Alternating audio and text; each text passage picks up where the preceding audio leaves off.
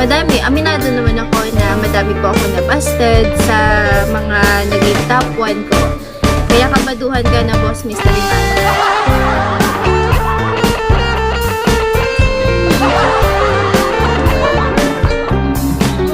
Joke lang! Hindi ka nga, sabi ko nga, ang pagkakilala ko sa'yo ay introvert na wild one. Mas ang ganda ng pagkaano ko, no?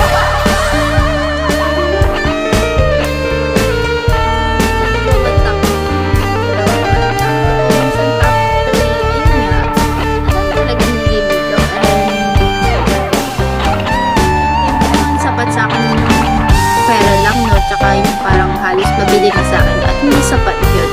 Meron sa akin yung niligaw na parang kung sabi niya online, hindi mo pwedeng habang buhay online, di ba?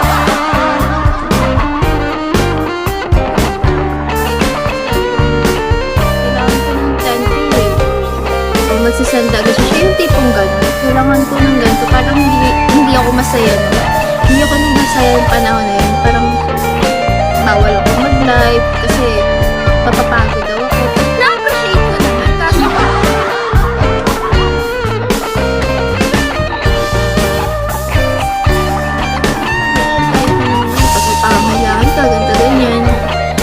Goods, pero hindi siya masaya. Siguro tanongin niyo din yung iba ko. Hindi siya masaya kasi parang yung ginagastos mong pera, hindi nga sa'yo. Hindi ako masaya. Gusto ko kasi may ginagawa ako.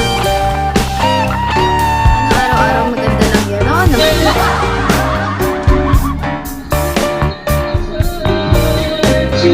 Hindi ko na-appreciate yung magiging isang breadwinner ko kapag ganyan.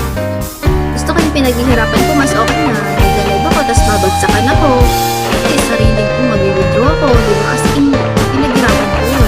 Kasi 3 hours ako nag-dinakdak, diba?